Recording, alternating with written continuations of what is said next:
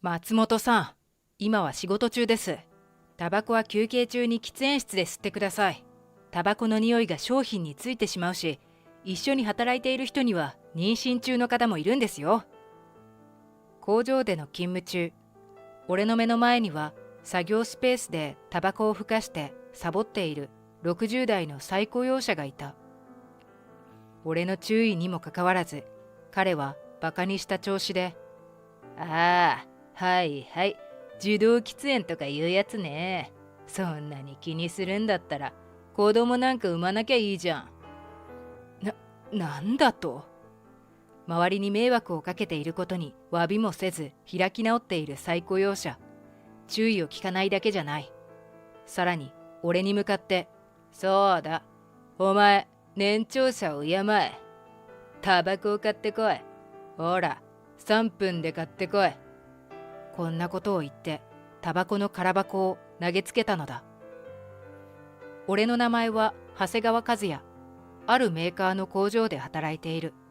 年齢は48歳で、家族は妻と娘と息子が一人ずつ。そして妻の両親と同居している。働いている工場では、主に生産ラインでチームリーダーをしているが、最近ある問題に直面している。それは一人の新入社員が原因だ。その新入社員は新人といっても61歳。定年後に再雇用された松本という男性だった。ちなみに定年後の再雇用自体は珍しくなく、俺自身も今までに数人の60代の方の教育を担当したことがある。通常60代といえば貫禄があって、チームメンバーの中でも頼りになる存在のはずなのだが、今回入社した松本という男はとんでもない人物だったのだ。彼はうちの工場に再雇用される前は東京の本社で働いていたそうだ。それが退職を機に地方に戻ってきて、機関工として再就職をしたのだった。思えば初日の挨拶の時から彼の態度は尊大だった。よほど自分の経歴に自信があるのか、自分は本社で上級職についていたと声高らかに挨拶したのだ。こんなに自信満々に挨拶するのだから、さぞかし機敏で仕事ができるんだろうと思っていたのだが、松本さん、工場の機械を動かすときはマニュアルを守ってください。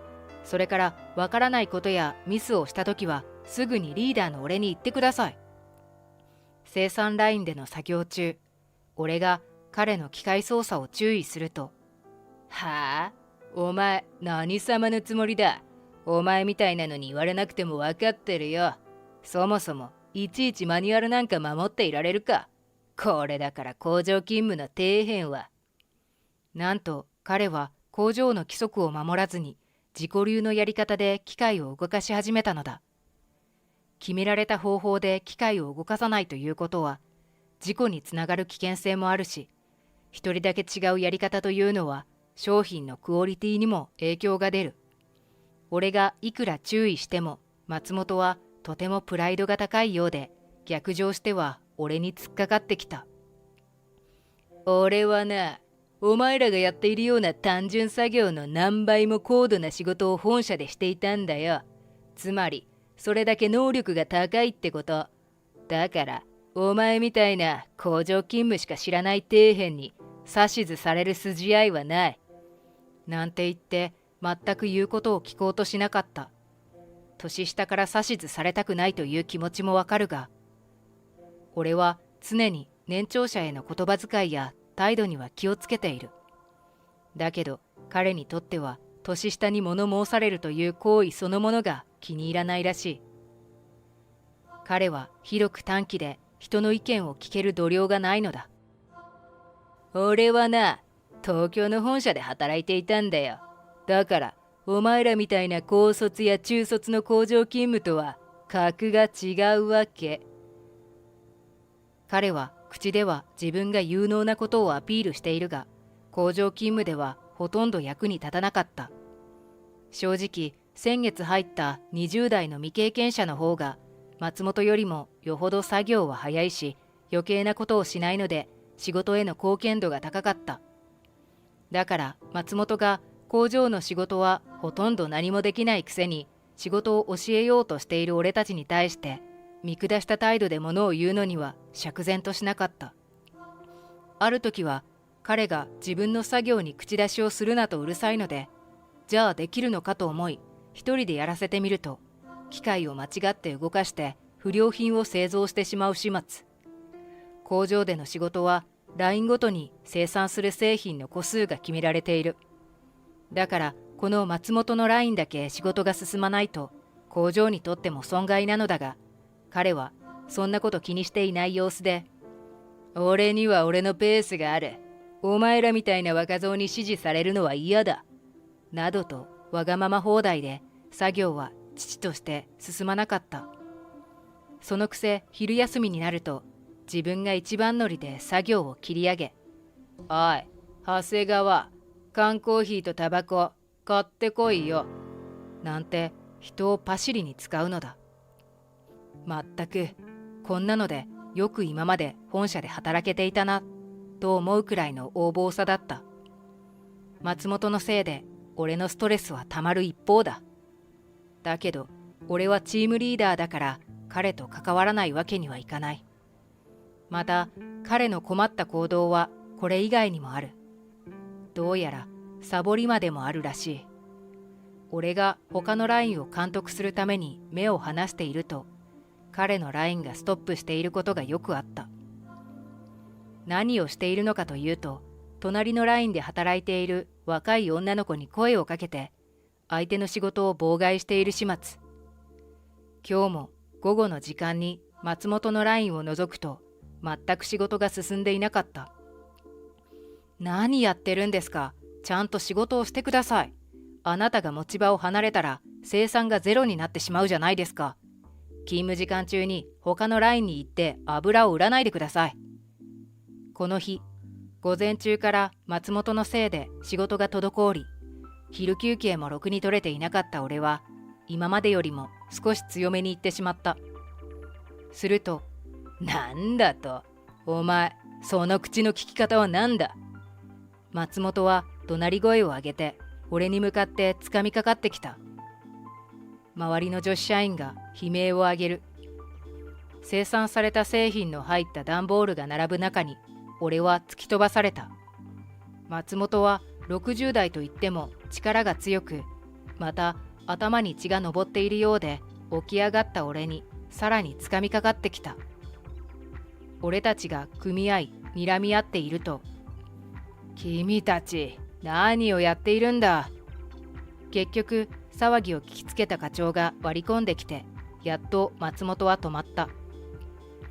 いいか、俺はな、この会社の上級職で働いていたんだ。本社には何人も友達がいるんだよ。俺が一言本社に報告すれば、お前みたいな底辺作業員はお払い箱なんだ。そんなことを言って、彼は俺のことを睨みつけている。結局、課長の下で俺と松本と話し合いをしたが、彼は全く自分の非を認めようとせず、悪いのは長谷川だと一点張り。これには課長もお手上げのようだった。とにかく、今度本社の部長が視察に来ることだし、問題のないように頼むよ。チームリーダーの俺は課長にそう言われ、指示を聞くしかなかった。だけど心の中には釈然としない思いが広がる。朝から仕事のやり方を教えようとしたら拒否され、午後にはサボりを注意したら殴られる。このまま横暴な彼と仕事を続けるのは納得がいかなかった。それに彼本人はいかにも自分が本社ですごい仕事をしていたように言っているが、じゃあなぜそんな優秀な人材の再雇用先が地方の工場勤務なんだという疑問が残る。結局彼は本社にいた時から仕事のできない問題社員だったんじゃないか。能力が低くて本社の再雇用に漏れたから滑り止めで地方の工場勤務に落ち着いたのでは。後になって人づてに聞いた話だと、俺の推測は当たっていたようだ。それに松本は自分が大卒だと威張っているが、彼の出身大学は聞いたこともないような、願書を出せば全員受かるような地方の大学だった。工場勤務はみんな高卒や中卒の低学歴だから、大卒だといえば自分が威張れるとでも思っているらしい。60代といえば人生経験が豊富で貫禄があるイメージ。子育ても終わって若者や後輩に落ち着いた身のあるアドバイスができる。長期的な視野から物事を判断し、地道に努力を続けることができる。そんなイメージだった。実際、俺が今までに出会った再雇用者は大体そんな感じで、多くがアドバイザーなどもっと管理職に近い仕事に就いていたから、この松本は特に特殊な人間だということがよく分かった。そして彼はこの後大問題を起こすことになるのだ。翌日以降、彼があまりにも仕事ができないので、俺は彼に商品の箱詰めなどの単純作業を任せることにした。もちろん、松本には本当のことは言わずに、松本さんにどうしてもお願いしたくて、と彼を立ててやる言葉を使った。彼も、俺にしかできないなら仕方がない、などと言って作業をしていたが、またここでも作業スピードが遅くて仕事の能率を下げていた。俺は別の場所のラインを監督し、しばらくして松本が箱詰め作業をしている現場に戻ったのだが、現場に入ると鼻をつく匂いがした。松本さん、あなたなんでこんなところでタバコを吸ってるんですか？なんと松本は単純作業だからと舐めてかかっているのか、現場でタバコを吸っていたのだ。工場内は火気厳禁だし、もちろん喫煙所以外での喫煙は禁止だ。だけど彼は俺を見ると、俺の顔に向かってわざとタバコの煙をふーっと吐き出していった。うるせえな。タバコ一本ぐらいでガタガタうるせえんだよ。こっちはこれがないと仕事できないからやってんだよ。信じられない。ここまで非常識だとは思わなかった。そんなことを言ってもダメなものはダメです。今は仕事中だ。タバコは休憩中に喫煙室で吸ってください。タバコの匂いが商品にもついてしまうし、一緒に働いている中に妊娠中の方もいるんですよ。実際、松本が作業している現場は、女性社員たちが作業しているラインと併設されていた。ああ、はいはい、受動喫煙とかいうやつね。そんなに気にするんだったら、子供なんか産まなきゃいいじゃん。なんだと？ここまで言っても周りに迷惑をかけていることに詫びもせず開き直っている松本。さすがの俺も頭にきてしまった。松本は俺の怒りに気がついたのか、わざと挑発するように。そうだ、お前、年長者を敬え。タバコを買ってこい。3分で買ってこい。あろうことか、こんなことを言って、俺にタバコの空箱を投げつけた。だけど、俺が松本と睨み合っている、その時、君、会長に何を言っているんだ。男性の声に、俺たちはそちらを振り向いた。そこには課長がスーツ姿の男性数名を引き連れて案内している。今言葉を発したのは真ん中の一番貫禄がある男性だ。そういえば課長がこの間本部長の視察があると言っていたが、今ここにいるその男性は本部長だったのだ。は？会長？会長って何の？松本は何が何だか分からずに思わず本部長たちに問いかけた。すると部長は、うちの会社の会長に決まってるだろう。君が今タバコの空箱を投げつけたのは創業者の長谷川和也さんだぞ。創業者？部長の言葉に間抜けな顔をして驚いている松本。まったく、やっと気がついたのか。俺はそんな彼の顔を見ながら、はーっとため息をついた。そう、実は俺はこの会社の創業者。もともと俺はデザイナーを目指していたのだが、20代の頃に勤めていた古着屋での経験をもとに、自分でファッションブランドを立ち上げることを決意。その事業が成功して、ファッションと雑貨を融合したブランドを展開。今ではファッションだけにとどまらず、さまざまな製品を製造販売する企業となっているのだった。ちなみに俺が社長ではなく会長と呼ばれたのは家族のためだ。家族に介護が必要な者がいて、介護のために早期に社長職を降りたので、まだ随分若いが社内での位置づけは会長ということになっている。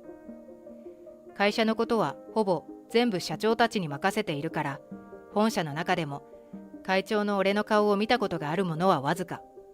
だから本社勤務していたと言っても、問題社員だった松本が俺のことを知っているわけがなかったのだ。だけどそんなの嘘だろ。だってなんで会長が工場なんかで働かないといけねえんだよ。彼はまだ信じようとしない様子だが、社内のシステムを改善するために平社員として働きながら勉強していたんだよ。ここで学んだ改善点を今度の会議で社長たちに提案するんだ。俺は丁寧に松本に説明してやった。今後の日本の状況を考えると、60代以上を積極的に再雇用し、人材確保することが急務だ。60代以上は経験や知恵が豊富な一方、体力的には配慮しなくてはいけない面が出てくる。また、自然と若者の管理職が年配者に対して指示をするような場面も出てくるだろう。そういった職場で円滑な人間関係を育むにはどうしたらいいか、どういう生産システムを構築すればいいか、それを考えるために俺は身分を隠して現場で働いていたんだ。なんだと？俺のこの説明に松本は唖然としている。だけどね、まさか君のようなサボりをするわ、他の従業員の邪魔をするわ、指示に従わないわ、こんな問題社員に遭遇するとは思わなかったよ。君のような社員はそもそも採用したのが間違いだよ。きっと再雇用だから知人のコネで入れてもらったんだろうが、これは大変遺憾だ。採用基準をきちんと見直す必要があるな。俺は厳しく言った。そして彼に機関工としての契約は今後更新できないと言った。すると彼は真っ青になって、待ってください、会長。私はですね、やろうと思えば能力を発揮できるんです。なんて、まるで今まで散々自分がやらかしてきたことを帳消しにしてくれと言わんばかりに飛びついてきた。だけど、黙りなさい。君のような問題を起こす社員は我が社には必要ない。叱りつける俺の言葉に松本は何を言ってももう遅いと気がついたのか、へなへなとへたり込んだ。その後、なんと松本は若い時から浪費癖があって、それが60代になっても治っておらず、大きな借金を抱えていたらしい。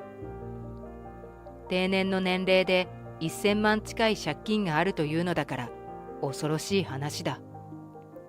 浪費の原因は主にキャバクラとギャンブルで、なんと退職金にまで手をつけてしまい、もう1円も残っていないらしい。闇金のようなところからも金を借りているというからとんでもない。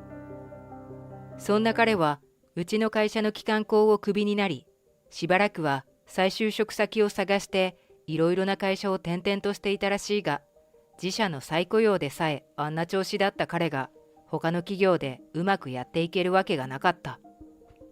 職に困った彼はあっという間に困窮して、いつの間にか闇金の取り立てに連れて行かれてしまったようだ。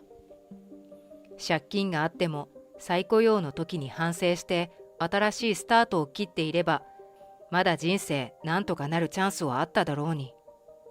彼の顛末を伝え聞いて俺は呆れてしまった。その後、最近会議で社長たちから工場の職場環境のアンケート結果を聞いたが、現在うちの職場の労働環境は60代以上の人からも若者からもおおむね良好なようだ。これからもさまざまな年代の人が安心して働ける会社であるように、会長職から見守っていきたいと思う。